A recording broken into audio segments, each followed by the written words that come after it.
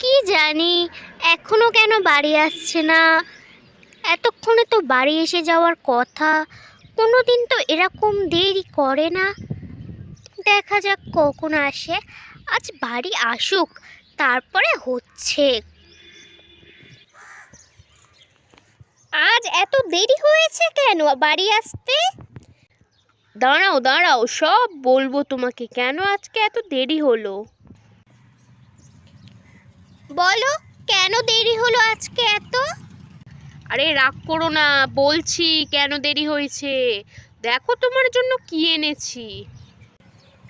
কই দেখি দেখি, কি এনেছো? তুমি আমার জন্য কুল এনেছো? হ্যাঁ, কুল এনেছি। বাজারে খুব সস্তা কুল বিক্রি হচ্ছিল, তাই ভাবলাম তোমার জন্য একটু আনি। সস্তা তো হবেই, কারণ এখনো সরস্বতী পুজো হয়নি, আর কেউ কুলও খায় না সেই রকম। আর ওদের কুল তো পচে যাবে, ওই জন্য তোমাকে সস্তা দামে বোকা বানিয়ে দিয়েছে, বুঝলে? তার মানে তুমিও খাবে না? না গো, খাবো না। আরে রাগ করো না, আমি জানতাম না।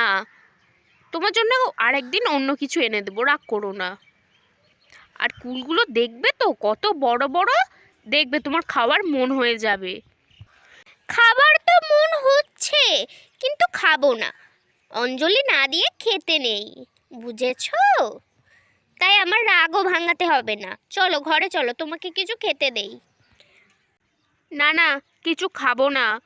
অফিসে খেয়েছিলাম, ওটাই এখনো হজম করতে পারিনি। চলো একটু ছাদে চলো, বিকাল হয়ে গেছে, ছাদের একটু আবহাওয়ার মজাটা নিই, চলো।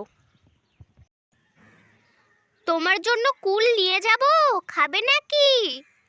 না না, আনতে হবে না, ছাদে আসো। আনতে হবে না মানে? টাকা দিয়ে কেনা আর নষ্ট হবে কেউ না খেলে? তোমাকে তো খেতেই হবে। যা, এমনিতে রেগেছিল, আরও রাগিয়ে দিলাম।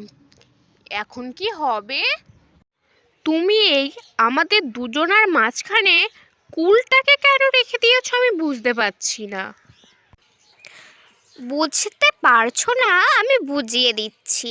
তুমি এই কুলগুলো এনেছো, এগুলো শেষ করবে, তারপরে আমার সাথে কথা বলবে, বুঝেছো? একটু তো ভুল করেছি, তাতে তুমি এত রাগ দেখাচ্ছ কেন বলো?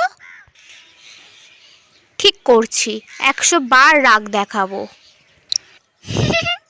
ঠিক করবো, 100 বার রাগ দেখাবো, কারণ তোমাকে আমার রাগ দেখাতে তো খুব ভালো লাগে, তাই আমি একটু রাগ করি। কিছু বললে ওই দিক ঘুরে? কই, না না, তোমাকে আবার আমি কি বলবো? কিছু বলবো নাকি? কথাই তো বলবো না, আবার কি বলবো?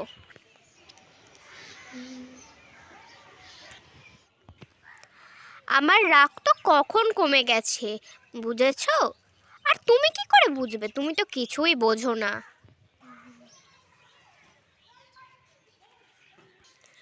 তাহলে আজকের এই ভিডিওটা এই পর্যন্তই।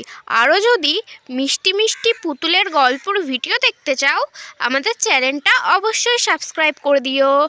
আজকে মতন বাই।